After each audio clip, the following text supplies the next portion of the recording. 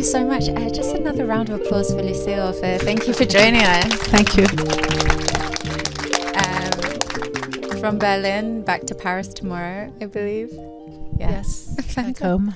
That's lovely. Thank you so much. Yeah, I'm definitely feeling the ice today, especially after watching the film. So thank you. Sorry, I didn't bring snow over London. It would have been really nice, but we did have snow actually last week or 2 weeks ago. It was a very freak accident. Yeah, in London. Okay, so not in at a good time, but still.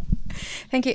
Also, congratulations for all the success at the BFI London as well as the Biennale for what is just an extraordinary film. Just jumping in, what drew you to do an adaptation or a retelling of the Snow Queen? The Snow Queen herself. I get very far away from what the original story is, if you might know it, but I was very interested by this figure for what she could represent of this Snow Queen and what she could represent for Jeanne, for myself, and this is why I wanted to explore this sort of a cold this cold world, the coldness, why this icy women was something attracting for me, and this is how I began to work on this project. And also I like that in this story there is the protagonist was a girl, and also I was very interested by the encounter between the girl and the Snow Queen, and like in a sort of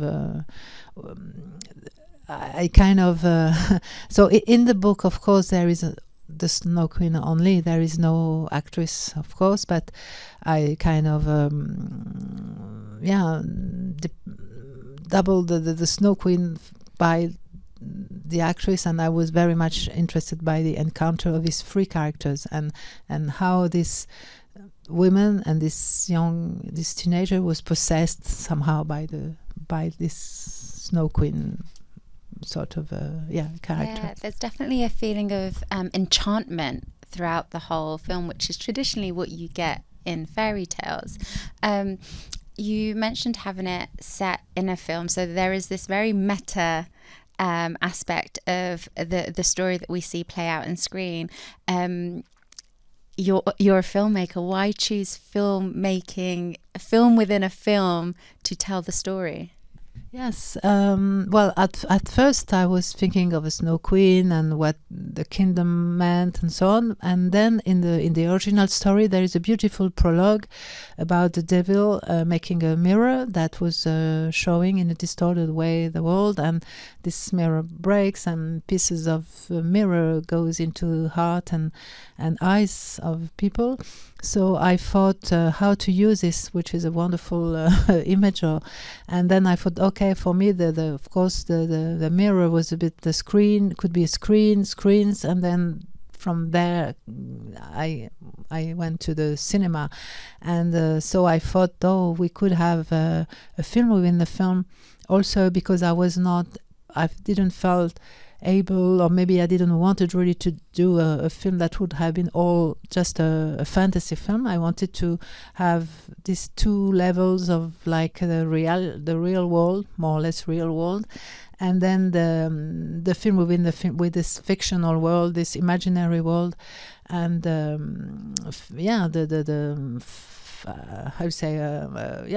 imaginary world. And then there is also another level that came after that Jeanne is maybe dreaming. So she's dreaming the film which is being made, and then so there is even a third sort of level, and and then I played with that, and also at the end I realized how much the film was about cinema. But to begin with, I began with the Snow Queen, and I arrived to the cinema. Yeah, it's definitely, I mean, we'll touch on sort of the role of the female characters within cinema and sort of the exploitation and the advantages as such. It's so representative of what happens in sort of a lot of industries, but particularly the creative industry. And it's beautiful. Also, I found the symbolism within the crystal, the realms, and the multitudes and layers of the film. You've said that cinema is kind of like, I want to get this right, a kind of madness and a drug, attractive but toxic. Yeah, it can be both. I mean, it's yes, it can be a drug, and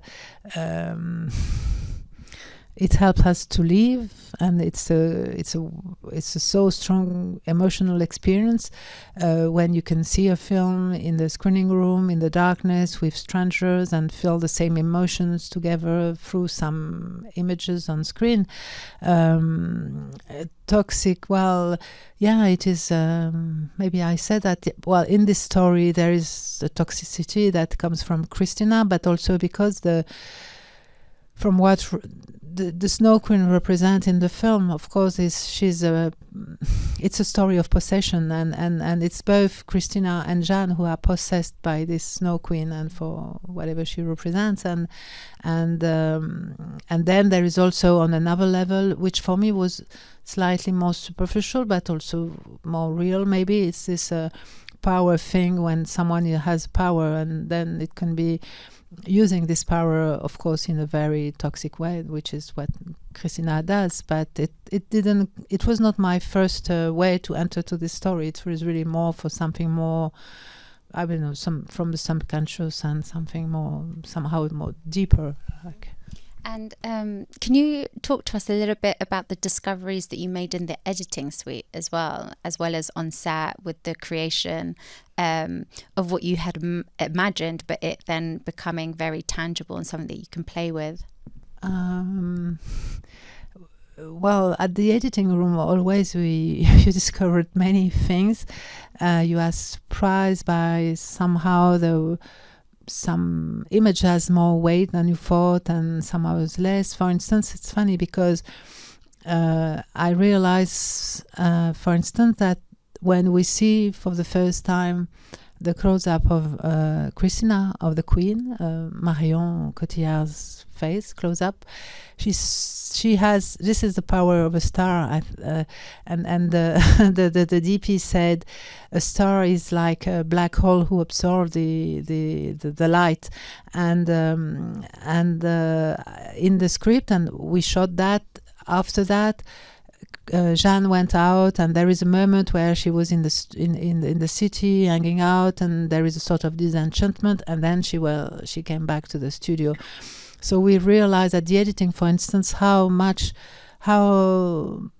power has this image of Marion, because Marion has this capacity of absorbing light that we wanted so quickly to come back to her, and so we cut a few things. Well, a little part of the film to come quicker to her. For instance, this is the kind of thing that we discovered at the editing.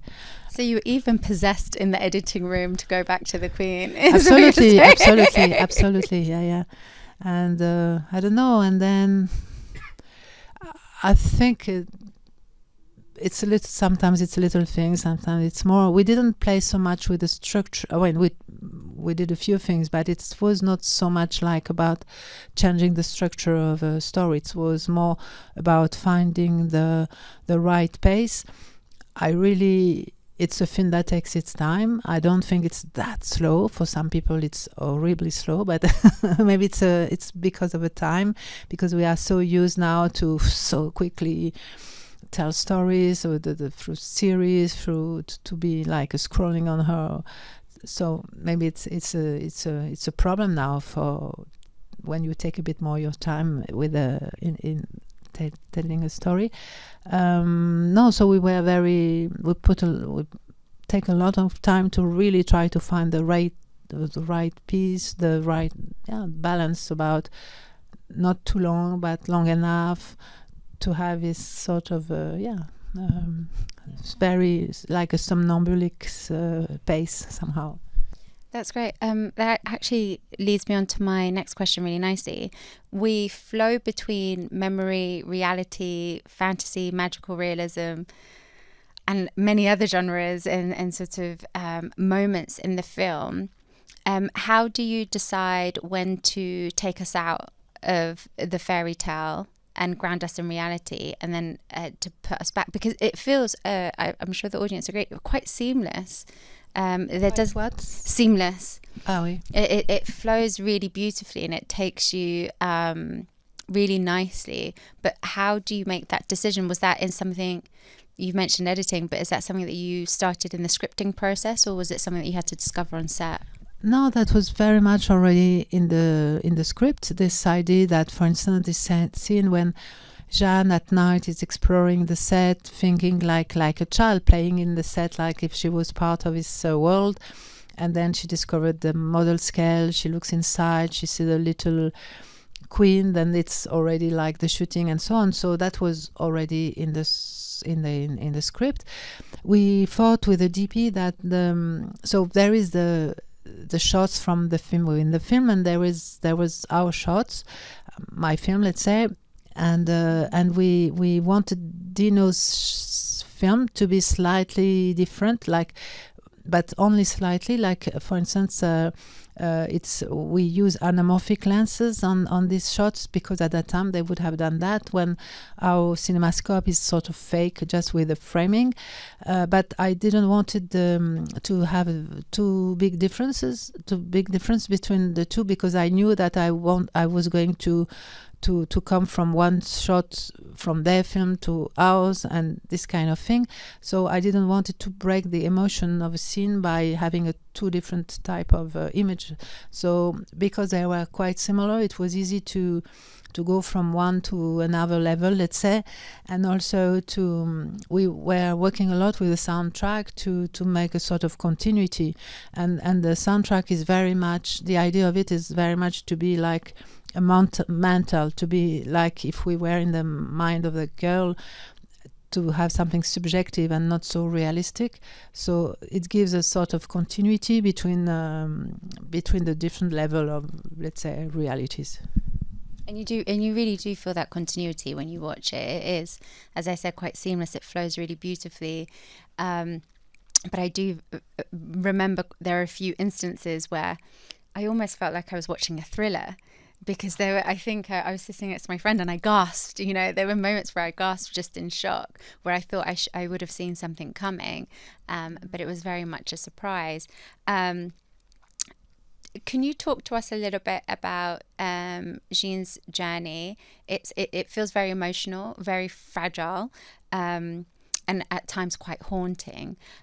What did you want us to understand as she's moving through this, world that you've built within a world within a world?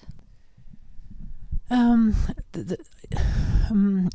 think that we thought with Jeff Cox, a writer, that what is happening in the film within the film is what is emotionally happening to her, but in a sort of fable way, or more extreme and more cathartic.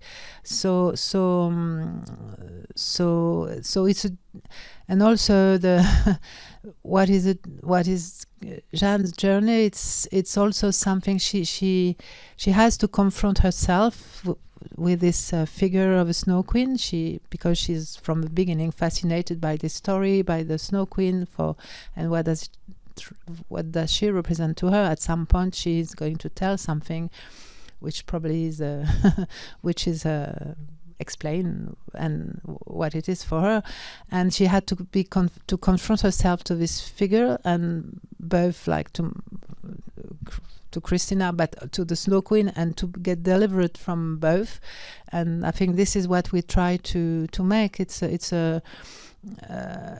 There is this encounter, this submission to her, and then how she has to go through that and to deliver herself from this enchantment, toxic enchantment, not only because Christina is abusive, but because of a dead mother. She had to liberate herself from the dead mother for the death. And I think this is what we try to to create with. That's the journey, Jeanne's journey, and it's a journey of she managed to liberate herself. Yeah, and it definitely comes through, and you definitely feel that you're going through that journey with her. Heartbreaking scene with her mother, oh my goodness, really heartbreaking. It's very much thanks to the little girl. So the child, so this scene, in fact, we had to do it very quickly, and always with children it's not so sometimes easy, and we had an idea that she should, at some point she was supposed to go out of the bed and to go to a window, but it happened that during the shooting the girl had decided to take to be in her mother's arms, and it was so strong and so moving, and so that's something the girl find herself on set, and so we just did that and kept that at the editing. It's just a full star cast, really. It's just like absolute movie stars, which leads us nicely to Christina. Powerhouse actress, is very glamorous and powerful, extremely dangerous in the film. We talked a lot about the symbolism and representation in the film. What for you does Christina also represent in the film? It's a possible future of Jeanne. I mean, it's a film in mirrors, so Jeanne is maybe a younger Christina, or as Christina was, and Jeanne had at different moment choices, like will she become like Christina or will she not? And so there is moment where she does, and other moment when she doesn't. And sorry, what was the question about? Just what else she might represent, especially in terms of a powerful character who uses that to advantage. Could be saying something about the world at large. Yeah, but I don't know. I mostly thought about Christina trying to reach first of all, to protect herself during her life, and to try to reach a certain place, a sort of imaginary place or kingdom where she could be safe. And also when she's looking for certain, she tried to get perfection, and this is very toxic in a way, and she locked herself into this icy armor, and she's maybe dead inside. And with Jeanne, when Jeanne arrives, she becomes alive, but but also it's too much for her, and so this chaotic emotion repressed, then it's get very toxic for both of them. It's very complicated and nuanced as well. The film has this very beautiful dreamlike quality that we talked about potentially being Jeanne's dream. Did you have any influences? Were you drawing on any films or any other artists in terms of creating the work? We had a reference for the film within the film, which was Michael Powell and Pressburger, very much. So precisely the Black Narcissus, because they have done this film, which is supposed to happen in the mountain in the Himalaya in studio with this painted landscape, and we thought that was wonderful, and we at our little scale tried to do the same with this film within the film. And also, I guess maybe there is something in the story of a sort of madness, like that goes through the film, that also was somehow inspiring for us. Or like, of course, the Red Shoes, which is not a film within a film, but a ballet or a theater play within the film, but it's a bit the same, like it's a fake and wonderful and artificial world, but also maybe you can be prisoner of that world, or also it can liberate you. So it's ambiguous and it's complex. Or maybe also we were thinking of Kenneth Anger for the fetish approach of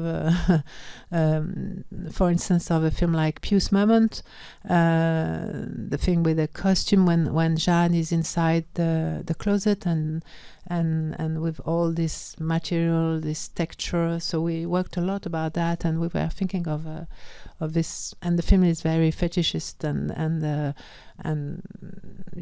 so it was about that. And for that, we had thought of Kenneth Anger, for instance. So many beautiful references. 2 more questions, and then we'll hand it over to our lovely audience. Can you tell us a little bit about the costume? It's almost a character in itself. It's so beautiful. Can you speak about it?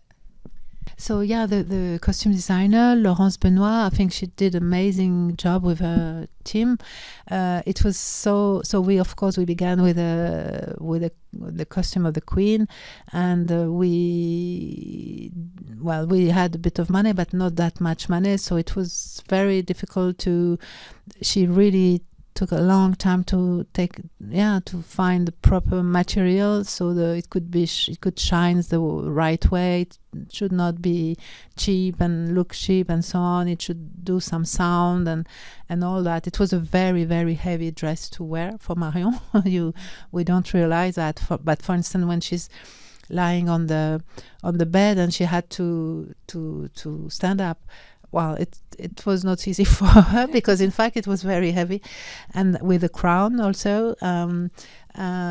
So we had, for the costume, we had a bit of a reference, but at the end it was a bit different. But it was a Midsummer Night Dream, the film from the 30s by Dietschler and Max Reinhardt. And in fact, in this film, there is a young Kenneth Anger who plays a role, and then he has totally be kind of fascinated by this experience, and all his life, I think he was running after that with his films. So we had a bit of we thought maybe the fairy, what's her name? In Midsummer Night Dream, Titania, thank you.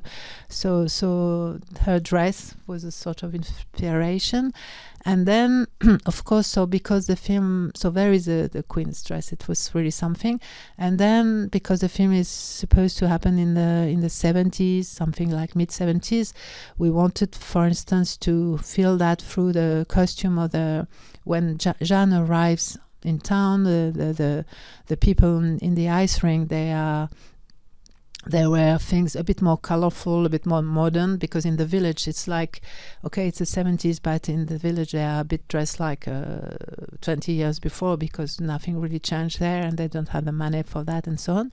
So when Jeanne arrived, so there is like the 70s through the costume of the ice rink people, and then there is the costume of the people of a set, which is another type of thing. So we worked also about the colors, like Christina has this purple color, and then of course the white and so on. And it's really spectacular on screen, I must say. We have about 10-15 minutes for audience questions. Yes, thank you so much. In the centre, hi.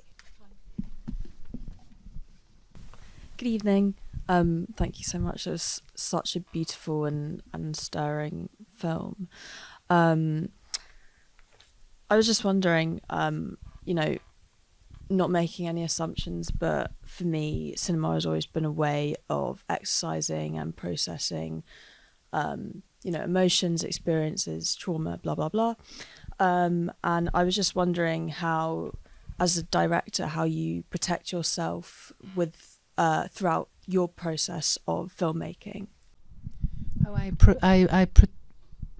protect myself, or how you look after yourself throughout the process of making a film which deals with uncomfortable and traumatic things. But it's I think that making a film for me is a very positive thing. I go through very difficult moments, but it's not so much because of a subject. It's because of not being able to do something or not able to get what I want. I don't know. It's a lot of the work when I write it. Even if I'm writing it with someone else, and even we've talked a lot, I'm not totally conscious of what I'm doing, and this is what I'm doing it because there is like things I feel, or it's like intuitive things I see. I begin in the fog. I see a few things, and I try to go to these elements and to discover what they mean and so on. So I don't feel uncomfortable going to uncomfortable places. Part of it is a bit unconscious or intuitive, let's say, and it's a very joyful thing to create a film. And I was very lucky with this film to have a great team that was really involved and creative, and we have a lot of joy doing it. And sometimes it was difficult and hard work and so on, but still it was the process of creating something was very joyful, positive. So somehow we didn't fought so much. I mean, I didn't felt uncomfortable doing it, and I didn't felt like I needed to be protected. But maybe I make films to protect myself, to create universe when I can feel, even if it's sort of dark universe, I feel protected because I build it myself somehow, and I can control them, let's say. So so I think it's about that, and maybe it's what Jeanne is going to do at the end. It's she kept the crystal, or she's a prisoner of the crystal if you want, but she will have her own dream and maybe her own world. So, and then for the actors it might be something different. I don't think Marion now maybe is so enough experience and professional to split between what she plays and somehow it's fake in a way, in a bad way. I say it. It's not that she's bad. I think she's very good, but I think she played the sufferance. I mean, she doesn't suffer to deal with some moment. Jeanne, Clara Pacini, it was her first film. She was older than she looks like. She was like 23 years old or something. So it was easier to do this film with her. And she was not like 16 years old. But it was her first feature, and she had to go through many things and from some very strong emotional moment. And she really, maybe I could see that she, compared to Marion, she kind of give everything somehow, because also it's she's a new actress, a newcomer, but also we really try to be with her, to help her, and Marion also was very helpful and generous with her, and I don't think she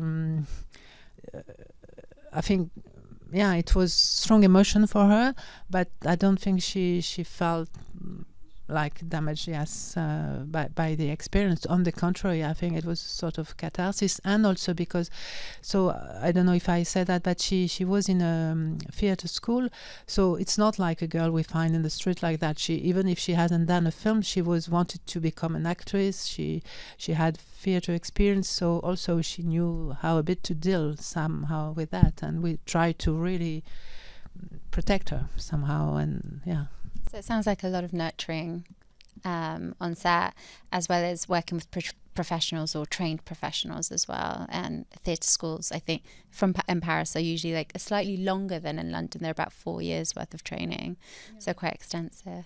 Thank you so much. I just want to say congratulations. And I really liked that strange thump sound that you added, because you really orchestrated keeping the smoothness and the stillness. I'm so impressed. I'm an actress myself, and I want to act like that now. But that thump sound, please just tell me about that. I don't want to take up time with a question. There was a sound. Like it's the dropping. only sound you gave us. Yeah, it's a sound designer. It's secret. So I'm sorry. I think he said that I don't remember now the name of an instrument. It's something he recorded a long time ago.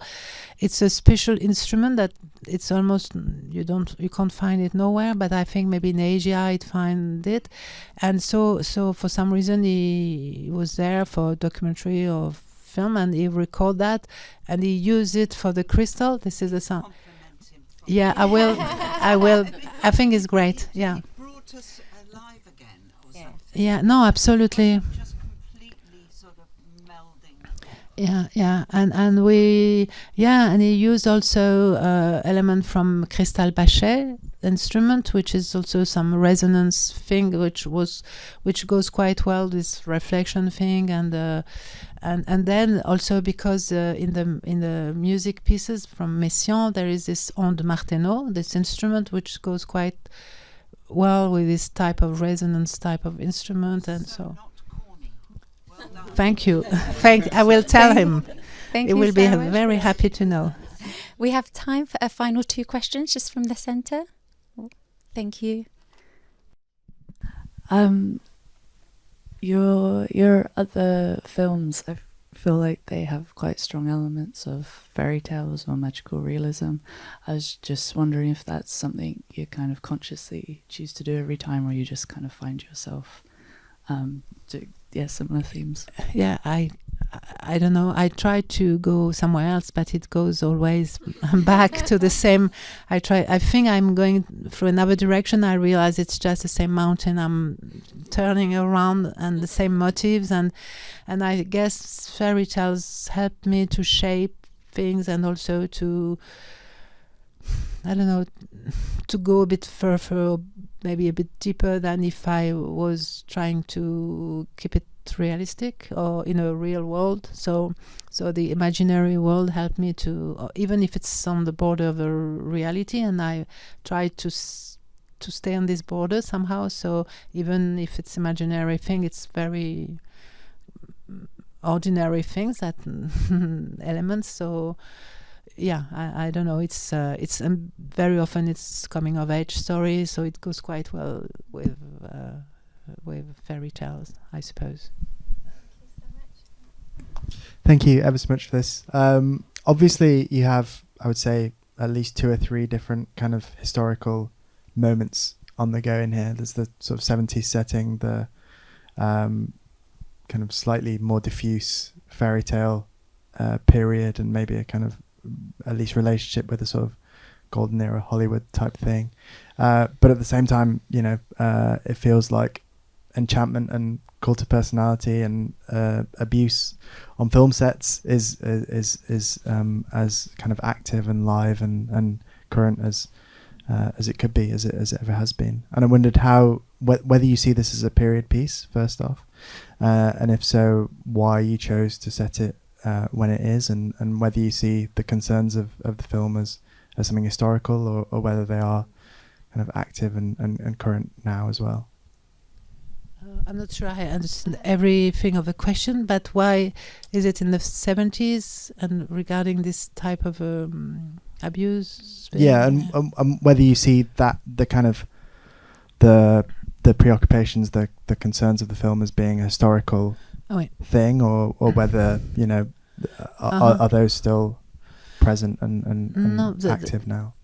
Well, the main reason I wanted it to be in the 70s, it's because I thought it was a time where cinema still matters very much and was still mysterious, and had this spell that it has lost, I think, after that, because we know more about everything, and there is maybe more images everywhere, and so it's less sacred or less mysterious. So for that reason, we thought with Jeff, my writer, that it worked better at that time. And its time of film was more physically done, like less digital. All this digital age, it's still something. I think it's make things very different. So yeah, and also because it was at that time I was a teenager myself, so very naturally I came back to this period when I had my first very strong emotion discovering cinema, and in a theater, in a cinema, and yeah. So more or less I'm not sure I answered all your questions, but that was what a very I can good answer. say. Thank you. So I think it very much 70s tonally, and it very much, that period of time, the 70s, very much leans into the way that you wanted to tell the story in terms of creating that mystery atmosphere, and also aesthetically as well for the effects. I mean, my favorite thing is like the paper snow. I mean, there's many things in the film that I love. The snow made out of potato. But it's just so theatrical. It's just when studios no VFX and they just have to sort of come up with the image and see what it would look like, and then create something quite spectacular with it. Yeah, it's very much also about texture, about grain, about texture. So we were looking for texture so we really work with a set designer, with a costume designer, with the DP to find elements, physical elements that will have this richness of texture, and that we can be less digital as possible, and by being so much texture, so much physical element, it's become also very mental somehow. So and also we try to get this image slightly bit from the 70s with the DP, with the gray and the colors, the type of colors, and it's beautiful, and the payoff is just so exquisite.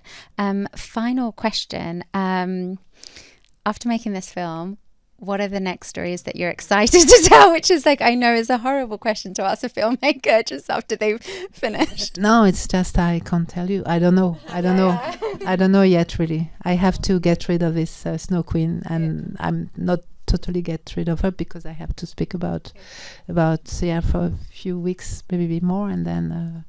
Well, congratulations again on all your success at the Biennale, at the London Film Festival, and your continued success as well. And thank you again. And another round of applause for Lucile. Thank you very much. That's fine. Thank you for being there and for your questions.